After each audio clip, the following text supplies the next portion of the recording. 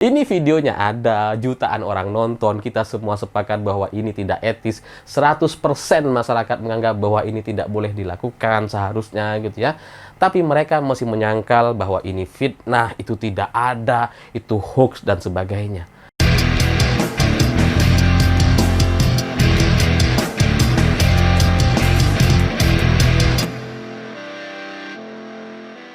Selamat malam semuanya. Hari ini setelah viral video Prabowo yang mencengkram dan menyeret jaket Menteri Bahlil, hari ini kemudian muncul aneka ragam narasi dan klarifikasi, termasuk juga disampaikan oleh Bahlil sendiri. Karena coba bayangkan gitu ya, yang dicengkram dan diseret itu kan Bahlil gitu. Dia kan posisinya semestinya sebagai korban gitu kan. Tapi justru hari ini yang menyampaikan klarifikasi kemana-mana itu Bahlil si korban. Oh, itu nggak ada katanya, nggak ada perlakuan kasar. Hubungan saya dengan Pak Prabowo itu ya seperti abang dan adik. Ya tapi setahu saya, setahu kita semua, di mana-mana, di seluruh dunia, yang namanya kakak adik, ya hubungannya nggak segitunya gitu. Yang kalau manggil kemudian nyeret gitu ya, dipaksa gitu kan. Atau ditarik gini. Ya paling kalau kita butuh ya manggil, sini deketan gitu kan. Bukan langsung set. Udah kayak nggak ada harga dirinya gitu.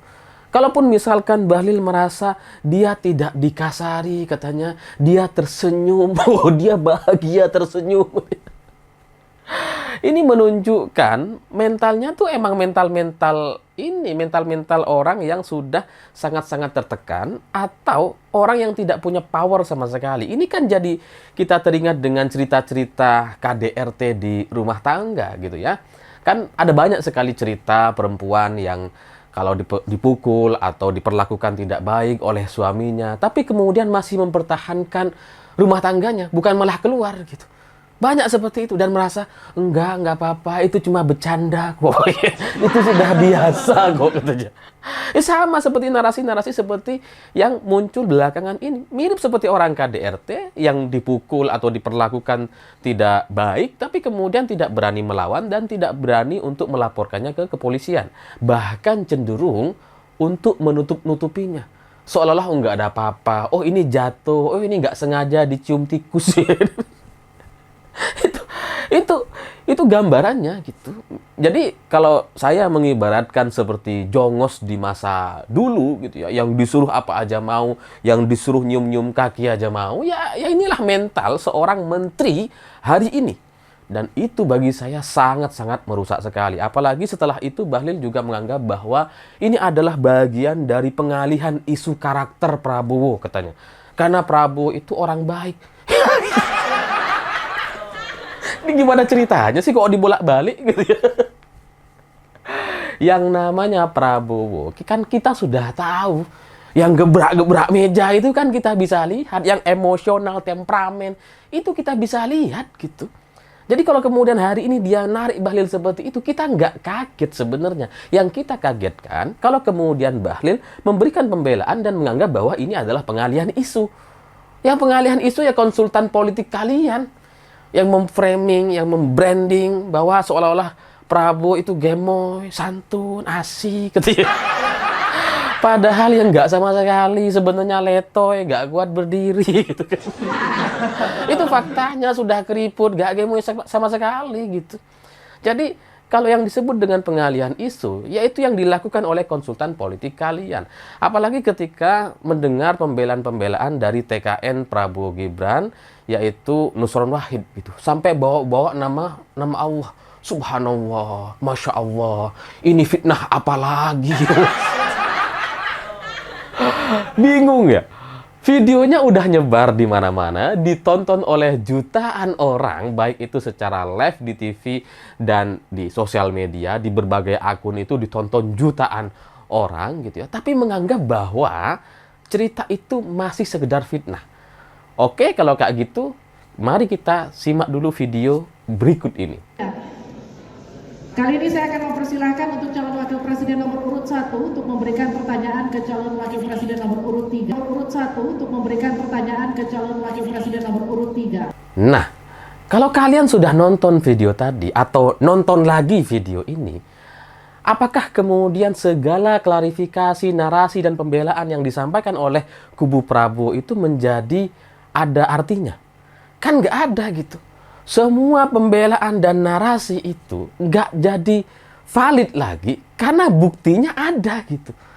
Kalau kalian merasa bahwa itu keakraban dan sebagainya, ya setahu kita orang akrab itu nggak begitu gitu. Jadi kalaupun kalian menyangkal, membantah dan sebagainya, itu menjadi tidak ada gunanya selama buktinya sudah ada. Ini kan ibarat ada rumah gitu ya, terus kemudian diganggu oleh orang yang kencing sembarangan, yang naruh kotoran di sana di rumah gitu ya. Terus kemudian pemilik rumahnya memaafkan dan merasa bahwa ya dia tidak bersalah. Oh, itu adalah bagian dari kami berkomunikasi atau bertetangga. Itu adalah bagian kami bercanda. Padahal kotoran manusia di situ, ya kencing di situ gitu ya. Dan kemudian si pemilik rumahnya ini nggak menganggap bahwa itu adalah tindakan yang buruk gitu. Itu seperti baik-baik saja, kayak abang dan adik. Tapi masyarakat luar, masyarakat normal akan melihat gitu bahwa itu bukan tindakan yang sewajarnya. Nah, kalaupun kemudian kejadiannya disangkal, oh tidak ada seperti itu dan sebagainya, tapi di sisi lain, CCTV-nya tuh ada rekamannya. Nah, sekarang yang beredar di tengah masyarakat itu, di mana Prabowo menarik, mencengkram, dan menyeret jaketnya Menteri Bahlil, itu disaksikan oleh semua orang gitu. Mau dari sudut depan, belakang, kanan, kiri, tetap aja ada penyeretan itu. Bahwa kemudian Bahlil tersenyum, Prabowo juga terlihat tersenyum. Terlihat loh ya, tapi kalau gininya ya tetap gitu kan. Itu tidak bisa kemudian dijadikan satu pembenaran gitu. Bahlil ya tersenyum, ya kita kalau ketangkep polisi nggak bawa SIM misalkan juga kan kita tersenyum. Meskipun takut. Terus, iya Pak, gimana? Takut tapi dalam hatinya kan. Jadi tersenyum dan tindakan menyeret atau mencengkram jaket Bahlil itu adalah dua hal yang berbeda. Yang dua hal ini bisa terjadi dalam satu tindakan yang sama. Sama seperti misalkan kita buang air misalkan sambil main HP. Bisa aja. Jadi ya sekalipun misalkan menurut Bahlil itu adalah tanda keakraban dan sebagainya, bagi kita masyarakat normal, kita melihat bahwa itu adalah sebuah tindakan yang seharusnya tidak dilakukan oleh Prabowo. Kenapa kemudian kami mempermasalahkan, kami meresahkan tindakan itu? Ya karena Prabowo adalah capres. Dan kita tidak perlu pemimpin yang semena-mena seperti itu, yang ke sesama menteri saja, dia tidak bisa menghormatinya. Ya kalau mau manggil aja. Kalau kemudian nggak bisa dengar, terlihat nggak bisa dengar, kurang dekat, sini dong gitu. Bukan kemudian main tarik gitu aja gitu. Jadi ya kalau misalkan Bahlil dengan segala pembelaannya merasa bahwa dia merasa tidak diperlakukan kasar oleh Prabowo, ya kembali lagi sama seperti cerita KDRT. Gak semua orang bisa mengakui itu. Atau seperti kasus-kasus yang lain, kriminal yang lain, misalkan ya banyaklah orang yang diperlakukan tidak manusiawi tapi kemudian tidak berani mengakuinya atau melaporkannya ke pihak kepolisian. Tapi faktanya videonya ada dan kita warga bisa menilainya bersama-sama. Kalau tidak percaya silahkan kalian sebarkan video itu dan kemudian tanya ke warga. Bagaimana perasaan kalian ketika melihat ada menteri diperlakukan seperti itu? Rakyat bisa melihat dan kita ini bukan orang yang gak tahu apa-apa, seolah-olah bisa dikendalikan semuanya dengan narasi dan pembelaan-pembelaan dari kubu Prabowo yang diklaim bercanda dan sebagainya. Ini mohon maaf gitu, kalau kalian merasa bahwa itu adalah bercanda, terus terang, itu adalah gaya bercanda yang sangat-sangat mengkhawatirkan, yang tidak sesuai dengan mayoritas masyarakat di Indonesia atau bahkan di seluruh dunia. Gak asik cara bercandanya gitu. Kalau bercandanya saja seperti itu, yang bisa narik gini-gini gitu ya, yang semena-mena seperti itu, lalu pertanyaannya, marahnya seperti apa? Preman aja gitu ya, yang kalau narik baju orang terus kemudian suruh deket gini dan dia bicara kan, ya banyak preman-preman pasar kayak gitu, sini kan. Itu adalah sikap emosi dia, bukan bercanda gitu. Bercandanya sih nggak kayak gitu, preman bercanda ya bercanda aja gitu. Nggak dengan sikap-sikap yang kasar seperti itu. Nah, kalau Prabowo bercandanya aja sekasar itu, lalu marahnya sekasar apa?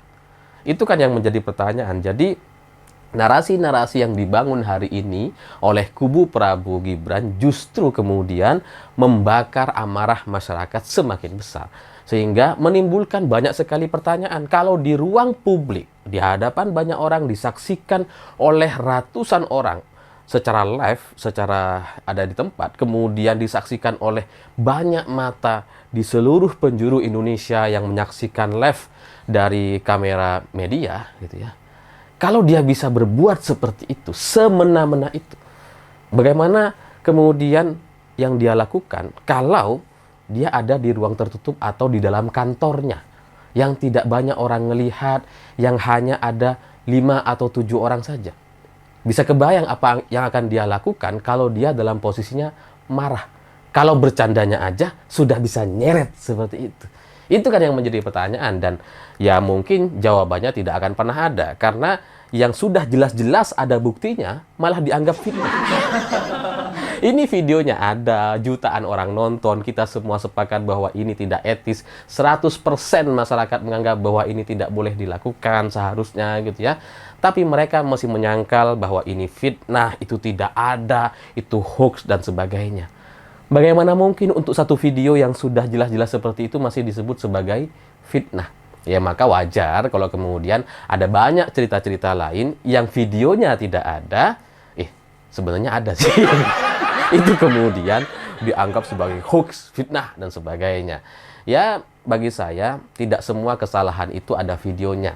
Tapi rekam jejak mengatakan dengan yang sebenar-benarnya. Sejarah Prabowo dipecat atau bermasalah dengan Presiden Habibie waktu itu jelas ada kasus-kasus yang dia langgar. Jelas ada kasus penculikan yang sudah dia akui, dan ya sebaiknya para pendukungnya menyadari itu sebagai sebuah fakta. Bukan malah sekarang ini menganggap bahwa nggak ada penculikan. Prabowo itu nggak menculik.